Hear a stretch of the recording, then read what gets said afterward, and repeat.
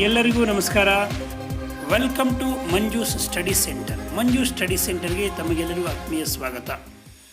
ಈ ವಿಡಿಯೋದಲ್ಲಿ ನಾವು ಸಿಂಪಲ್ ಪ್ರೆಸೆಂಟ್ ಟೆನ್ಸ್ ಸೆಂಟೆನ್ಸಸ್ನ ಆ್ಯಕ್ಟಿವ್ ವಾಯ್ಸ್ನ ಪ್ಯಾಸಿವ್ ವಾಯ್ಸ್ ಮಾಡೋದು ಹೇಗೆ ಅಂತ ನೋಡ್ತಾ ಹೋಗೋಣ.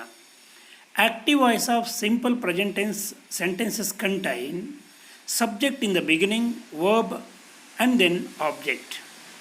Passive voice of simple present tense ಹೇಗಿರ್ತದೆ ನೋಡೋಣ.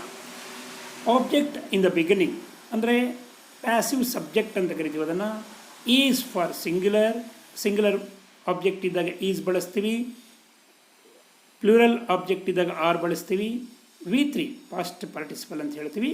ಅದಾದಮೇಲೆ ಬೈ ಬರೀಬೇಕು. Finally we use subject. Let us discuss few examples of it.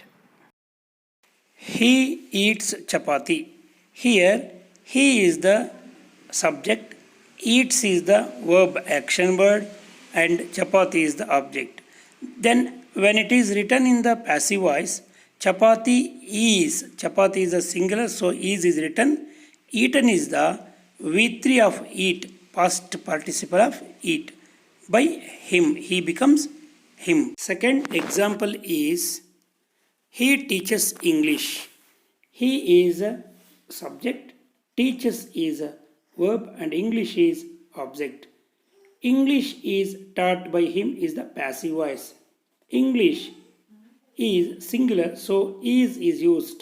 Taught is the past participle of teach. By him, he becomes him again. Next example, Ramesh helps the children. Here passive form is children are helped by Ramesh. Children plural, so are is used. Helped by Ramesh. Banks give loans. Next example, its a passive form is loans are given by banks. Third example is my mother gives me love. Here my mother is a subject, gives is the verb, me and love different objects. Here first ಬರುವಂಥ ಆಬ್ಜೆಕ್ಟ್ನ ಬರ್ಕೋತೀವಿ. I am given, I ಪಕ್ಕದಲ್ಲಿ ಯಾವತ್ತೂ ಕೂಡ am ಬರಬೇಕು. I am given love by my mother.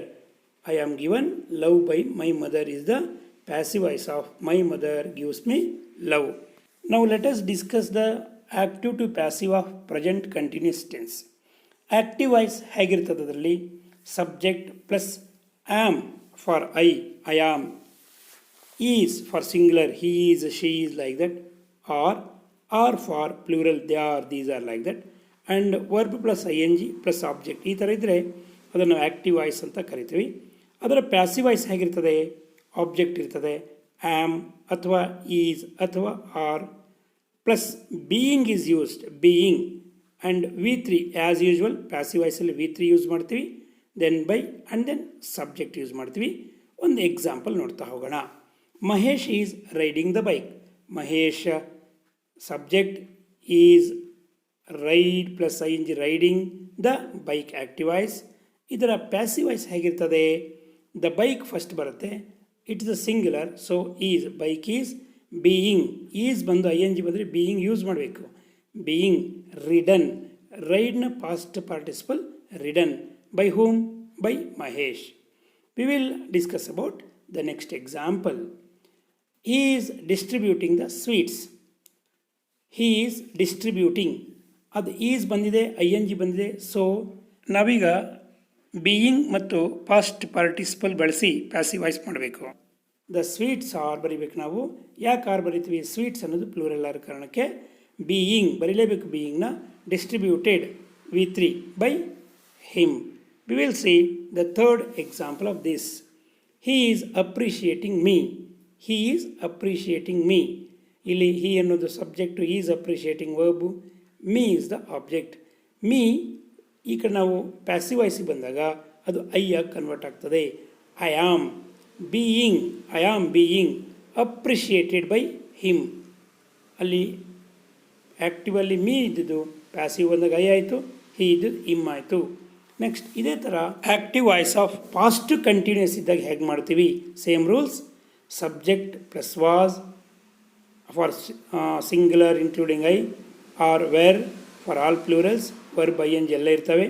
Passive ವಾಯ್ಸಿಗೆ ಬಂದಾಗ object plus was or were ಬರಿತೀವಿ, ಬೀಯಿಂಗ್ ಕಂಪಲ್ಸರಿ ಬರಿತೀವಿ, ಆ್ಯಂಡ್ V3 ಇರ್ತದೆ, ಪ್ಲಸ್ ಬೈ ಪ್ಲಸ್ ಸಬ್ಜೆಕ್ಟ್. ಎಲ್ಲ ಪ್ಯಾಸಿವ್ ವಾಯ್ಸಲ್ಲೂ V3 ಇದ್ದೇ ಇರ್ತದೆ. Example, Mohan was collecting stamps.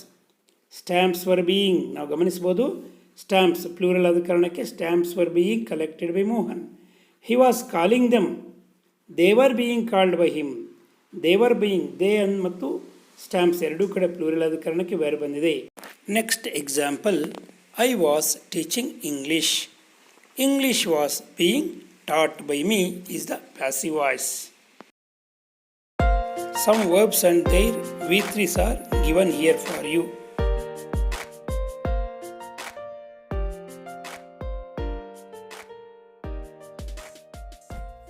Thanks for watching. If you like the video, subscribe my channel.